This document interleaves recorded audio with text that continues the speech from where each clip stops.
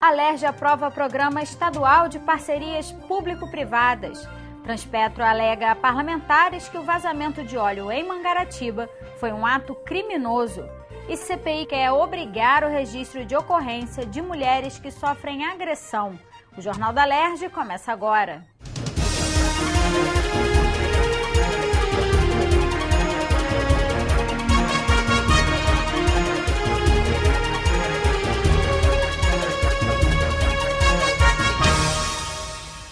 Foi aprovado no plenário o Programa Estadual de Parcerias Público-Privadas. Acompanhe agora as votações no plenário com Fernanda Nogueira e Natália Alves. Na sessão extraordinária desta quarta-feira, os parlamentares analisaram as emendas à mensagem do governo que unifica as leis que criam o Programa Estadual de Parcerias Público-Privadas e o Fundo Fluminense de Parcerias.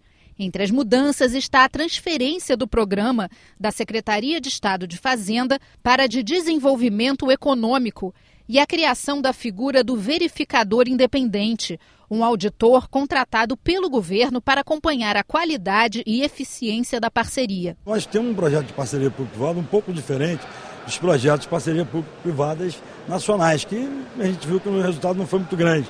Ela não é uma parceria tão tradicional, é uma parceria que induz a criatividade. A gente tem que trazer para a iniciativa privada a capacidade de investir em infraestrutura do Estado, colaborando decisivamente com o nosso desenvolvimento e pagando a dívida que a gente tem com a população. Os deputados conseguiram aprovar emendas que aumentam a transparência das parcerias. O governo vai ter que encaminhar à Alerj o Plano Estadual das Parcerias Público-Privadas, detalhando quais serão as áreas de abrangência das PPPs. Garante transparência e garante também que, tão logo o Estado firme as parcerias, seja encaminhado à Assembleia Legislativa para conhecimento da Assembleia, o setor onde vai se desenvolver aquela atividade de parceria público-privada. Com isso, garante uma transparência e um acompanhamento do Legislativo passo a passo. O Estado também tem que submeter à Alerj cada uma das parcerias a serem assinadas.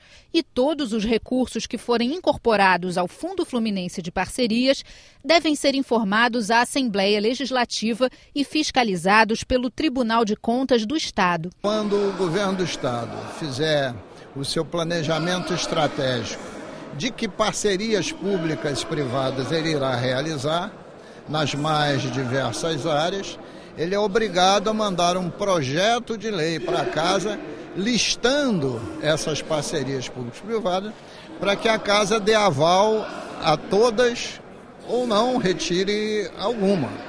E segundo, além disto, depois que você aprovar esse rol de parcerias, a modelagem de cada uma, né, como é que ela vai ser licitada, com que o Estado entra, com que a iniciativa privada entra, cada projeto individualmente também terá que ser submetido para o projeto de lei à Casa. Também foi incluída no texto a emenda do deputado André Lazzaroni, que diz que a Alerj deve aprovar as licitações de parcerias público-privadas que tenham 70% ou mais de verba pública. O objetivo era que quando tivesse mais de 50% de patrocínio do governo de investimento público, dependeria de autorização legislativa. Ou seja, se o governo entrasse com 51%, a Assembleia deveria autorizar essa participação governamental. Mas chegou-se ao consenso de esticar isso para 70%. Logo, quando tiver 70% de patrocínio governamental, dependerá de autorização legislativa. Ou seja, a licitação dependerá, não é isso? A licitação, a parceria público-privada, quando tiver mais de 70% de participação do governo, de dinheiro do governo, dependerá de autorização legislativa. Os deputados apresentaram 44 emendas à mensagem do governo que trata da concessão de incentivos fiscais para a realização dos Jogos Olímpicos e Paralímpicos de 2016. O benefício será concedido a empresas situadas no Estado que queiram desenvolver projetos credenciados pelo comitê organizador dos Jogos. Os interessados podem se inscrever até o dia 31 de outubro. O valor do incentivo pode ser de até 4% do total do ICMS a ser recolhido pela empresa. E os créditos de ICMS a serem concedidos aos projetos dos jogos não podem ultrapassar 1% da arrecadação total do Estado no ano anterior. Na sessão ordinária, os parlamentares analisaram as mensagens do governo que altera a lei que prevê o tratamento tributário especial para a implantação e operação do Comperge. A proposta amplia o prazo de validade do benefício fiscal para 2025. Pela lei atual, o benefício terminaria em 2019. Foram aprovadas emendas que aumentam a transparência em relação aos beneficiados com a isenção de impostos. O projeto aprovado segue para a sanção do governador. Uma série de trabalhadores ali já em precárias condições, fruto do desamparo completo. Então é do interesse de todos que aquilo volte a funcionar. Porém, a ideia de um deferimento, a ideia de um benefício a essas empresas precisa ser acompanhada de transparência.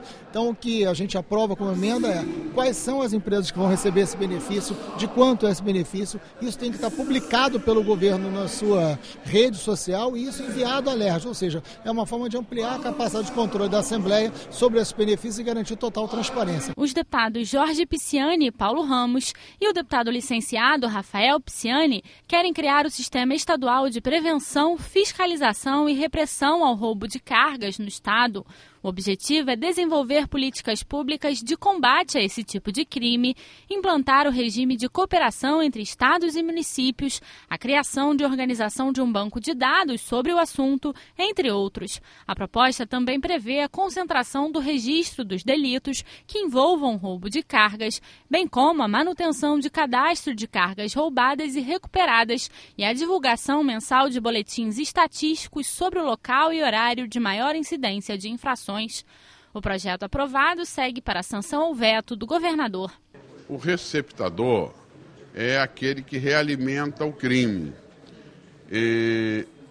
Então nós temos que ter uma normatização que a gente possa ter segurança na fiscalização, no controle daqueles que recepcionam cargas roubadas. A carga roubada, além dela causar um prejuízo econômico, ela serve para levar recursos para o crime organizado, para milicianos e traficantes.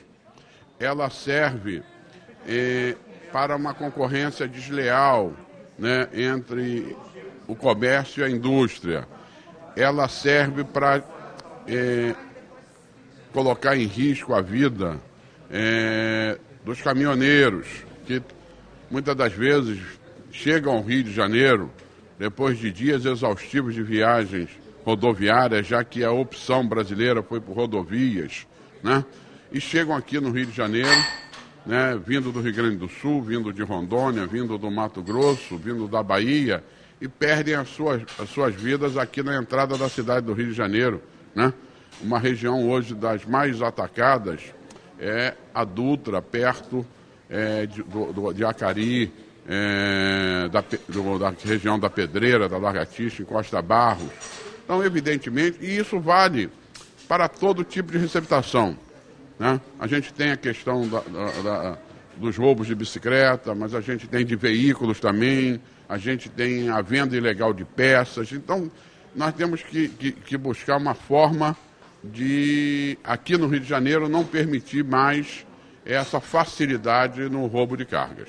Eu frequento o sindicato dos transportadores de carga e vejo sempre o sofrimento em função do roubo e furto de cargas. É um horror no Rio de Janeiro. Então, tudo aquilo que pode ser feito com o objetivo de evitar a receptação, imposições fiscais para que haja uma redução. Então, esse projeto é uma espécie de medida preventiva. Já o deputado Flávio Bolsonaro quer dar prioridade na tramitação a processos judiciais voltados à minimização de desastres e de interesse da Defesa Civil.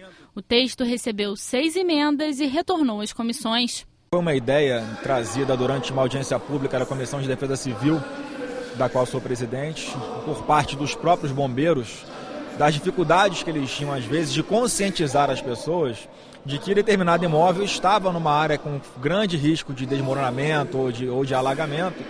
E esses cidadãos, né, tinham muita dificuldade de acreditar naquilo, de entender que a vida dele estava correndo risco se ele não atendesse a essa solicitação dos bombeiros. Então não há outra alternativa para a autoridade pública a não ser buscar o judiciário para evitar que um dano maior aconteça a essas pessoas. Os hotéis e similares poderão ser obrigados a informar aos clientes no momento da reserva o preço dos produtos e serviços oferecidos. O projeto também proíbe a cobrança por produtos ou serviços que não constem em cardápios ou listas de preços apresentados aos hóspedes. Quem descumprir a regra poderá ser multado. A proposta do deputado Geraldo Pudim foi aprovada e retorna ao plenário para mais uma votação. Já os deputados licenciados Rafael Pisciani e Bernardo Rossi querem facilitar o acesso de mulheres ao exame de mamografia. O objetivo também é ampliar a realização de exames que não necessitem da exigência da avaliação de uma única mama, como prevê a portaria do Ministério da Saúde. O projeto foi aprovado e precisa voltar ao plenário para mais uma discussão antes de virar lei. A CPI, que investiga as causas da violência contra a mulher no Estado, defende a obrigatoriedade da realização do registro de ocorrência para que mulheres que sofrem agressão possam ser encaminhadas para abrigos. Por medo, muitas não fazem o registro e, apesar de estarem nesses locais, ficam sem proteção judicial. O encaminhamento para o abrigo é feito através de delegacias especializadas e pelo Tribunal de Justiça. Lá, além de proteção contra os agressores, são oferecidos atendimentos psicológicos, social, jurídico e pedagógico. A diretora do abrigo municipal Casa Viva Mulher, Cora Coralina, ressaltou que é preciso um projeto de habitação que garanta moradia para as mulheres após deixarem os abrigos. Eu acho que a habitação facilitaria muito a vida dessas mulheres. Essas mulheres, a maioria, a renda é Bolsa Família, né? Então, assim, a habitação é a grande luta. Eu acho que essas mulheres tendo um direito de sair da casa com garantia de moradia, é um grande avanço. Durante a audiência foi apresentado o perfil das mulheres que frequentam estes abrigos. Mais de 80% delas não possuem renda própria, nenhuma tem ensino superior e a maioria delas tem uma relação de convivência com o agressor em torno de 20 anos. O lugar também abriga os filhos destas mulheres, que são imediatamente matriculados em escolas públicas. O local faz ainda o acompanhamento das mulheres e dos filhos durante um ano após deixarem o abrigo. A presidente da CPI, deputada Marta Rocha, elogiou os métodos praticados no local e destacou a importância da realização dos registros de ocorrência. Através de um registro de ocorrência, a gente instaura o inquérito e instaura uma ação penal. Portanto, essa mulher pode ter medida protetiva decretada, o descumprimento dessa medida protetiva pode ensejar um mandado de prisão preventiva. Quero dizer que no Estado nós temos apenas 2 abrigos, uma em caráter municipal e outra em caráter estadual. E o que eu vi aqui foi uma casa preparada para receber a mulher e as crianças. E mais importante que isso, quero muito destacar essa atenção ao pós-abrigamento, esse cuidado que o abrigo tem de fazer um acompanhamento dessa mulher após 4 meses, quando é o tempo médio, quando essa mulher faz o seu desligamento desse serviço. Os professores da rede municipal de São Gonçalo pediram ajuda à Comissão de Educação da Alerj para que o piso salarial nacional do professor seja cumprido. Nesta quarta-feira, a comissão realizou uma audiência pública no auditório da UERJ em São Gonçalo e ouviu as demandas dos profissionais da educação. Hoje, os professores de São Gonçalo recebem R$ 875 por mês. Já o valor do piso nacional do professor é de R$ 1.076. Segundo os profissionais, muitos professores estão saindo do município para ganhar mais em outras cidades, o que tem causado uma carência na quantidade de profissionais. O prefeito tenta negociar o valor de R$ 933 para os professores, mas os profissionais não concordam com o valor e desde o dia 21 de maio estão em greve. Após mais de um mês de luta, nós conseguimos que o prefeito atendesse a categoria e ele ofereceu como máximo um valor de, um percentual, na verdade, de 6,64% de aumento para os professores. No entanto, quem está no nível 1, que é o meu caso, que tem menos de 3 anos de rede, nós não vamos ter aumento praticamente num período de 2 anos. Por quê? Ano passado, para encerrar a nossa greve, ele propôs um abono para chegar ao piso nacional, que hoje é de R$ 58,00. E com a proposta dele, ele vai incorporar esse abono ao nosso salário, significando que nós não teremos nem mais R$1 de salário até maio do ano que vem, que é a nossa data base. A falta de material escolar, de manutenção das escolas, de segurança e a má qualidade na merenda escolar foram alguns dos problemas apontados pelos auxiliares de creche do município de São Gonçalo. Uma das demandas também, além da valorização do seu trabalho, no caso material para se trabalhar com os alunos, que muitas vezes falta material nas escolas e creches.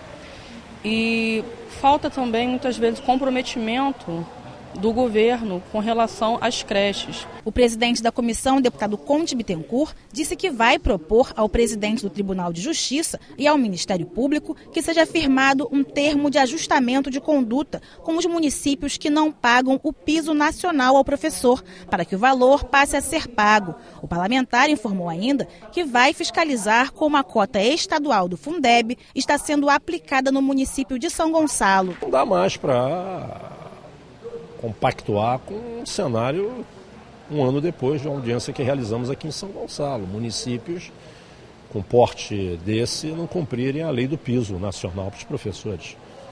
Existem dispositivos que dão até a possibilidade da transferência de recursos da União para o município para cumprir essa obrigação. Então é inadmissível, nos calarmos todos frente a um não cumprimento de lei, não responsabilizando as pessoas.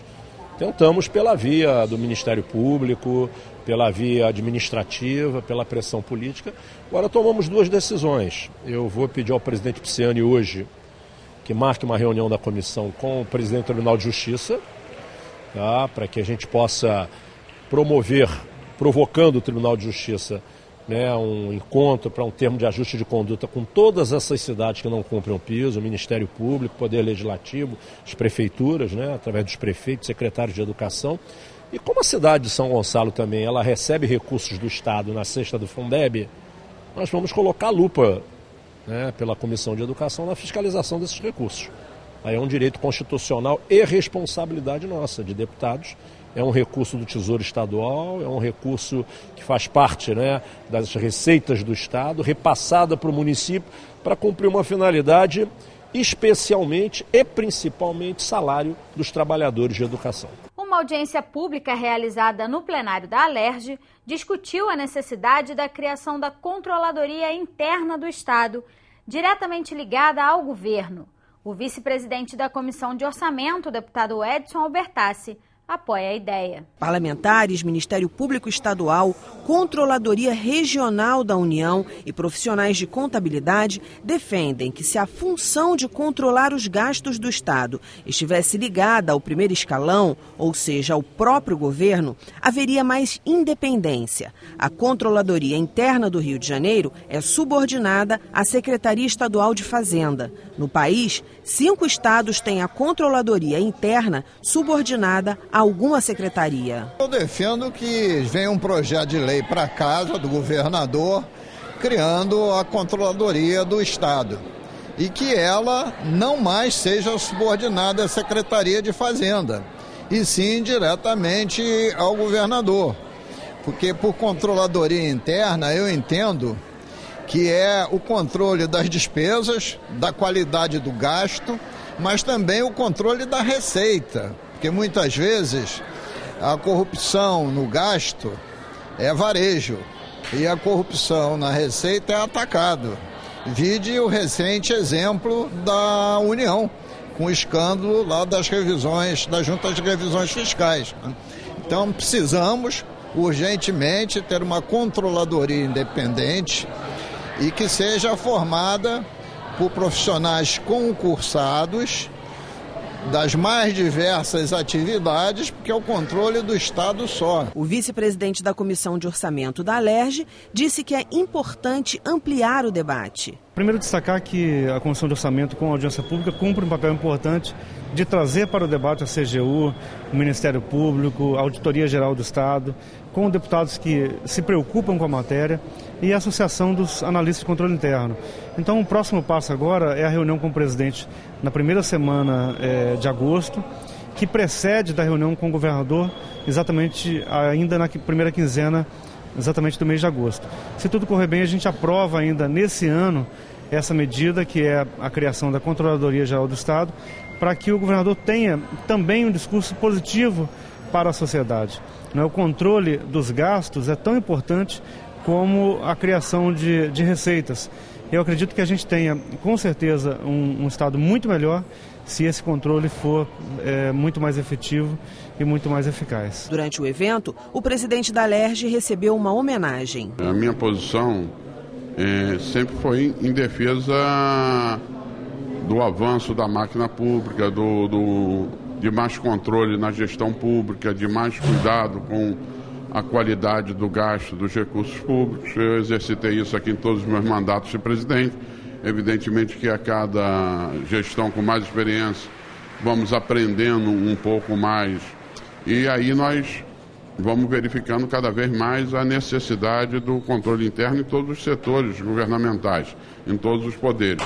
Quando eu digo que eu sempre fico constrangido com homenagem, até porque eu de fato não é demagogia, não acho merecedor.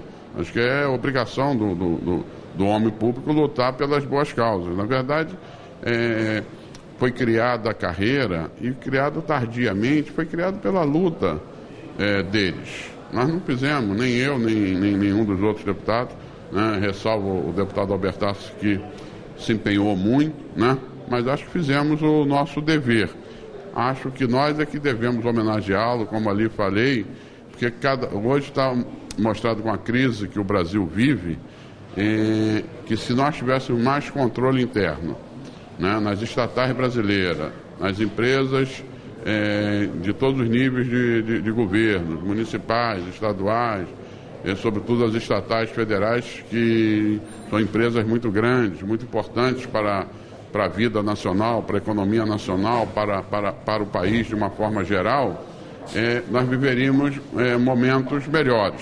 Então, de parabéns aos controladores. A Comissão de Meio Ambiente da Alerj vai pedir à Transpetro os relatórios com as estatísticas da violação de dutos dos últimos 12 meses e o de contenção de danos ambientais. A subsidiária da Petrobras alegou que o vazamento ocorrido na última sexta-feira em Mangaratiba foi um ato criminoso. O representante da Transpetro disse que a válvula do duto foi violada, provocando o derramamento de 600 litros de petróleo bruto na Baía de Sepetiba, e que existe uma onda crescente de tentativas de furto nos dutos. Ele também falou que já ocorreram outras violações e que acredita que o roubo de combustível seja a motivação. Já João Ismar, delegado da Delegacia de Proteção ao Meio Ambiente, disse desconhecer outros casos semelhantes ao que foi relatado e solicitou à Transpetro os registros de ocorrência. Os parlamentares também pediram ao delegado o relatório da investigação. A comissão quer saber se o vazamento foi provocado por atitude criminosa, como alegou a Transpetro, ou se foi por falta de manutenção dos equipamentos. Na verdade, o que aconteceu foi a falta de manutenção que fez romper aquela válvula. E quando ela rompeu, com a pressão que passa ali, que aquele é um duto que vem lá de Angra dos Reis, quando passou por ali sem a manutenção adequada, aquilo rompeu e aí houve o vazamento do petróleo bruto. Porque não acredito que ninguém vai quebrar uma válvula dessa para roubar o óleo bruto. O óleo bruto é o petróleo. Para que vai roubar o petróleo? O óleo bruto não tem finalidade para nada. Para o deputado Tiago Pampolha, presidente da Comissão de Meio Ambiente, os relatórios são importantes para ajudar a esclarecer o caso. Primeiro, para que a gente possa ter o entendimento real do fato, do que aconteceu, até para que a gente possa estar acompanhando e alicerçar, ajudar a alicerçar, né, o INEA, os órgãos que vão estar envolvidos diretamente no processo de punição, de coerção, de multa. E o outro motivo é para que a gente possa identificar os problemas, identificar o que é suscetível de acidentes, de fatos, de crime, para que a gente possa, dentro da Assembleia Legislativa, com as demais comissões, ampliar um debate e a gente propor iniciativas legislativas para que a gente possa ajudar com que esses acidentes não ocorram mais. O Jornal da Alerj fica por aqui. Você pode acompanhar a programação também em nosso site e pelas redes sociais. TV Alerj, o canal do povo fluminense.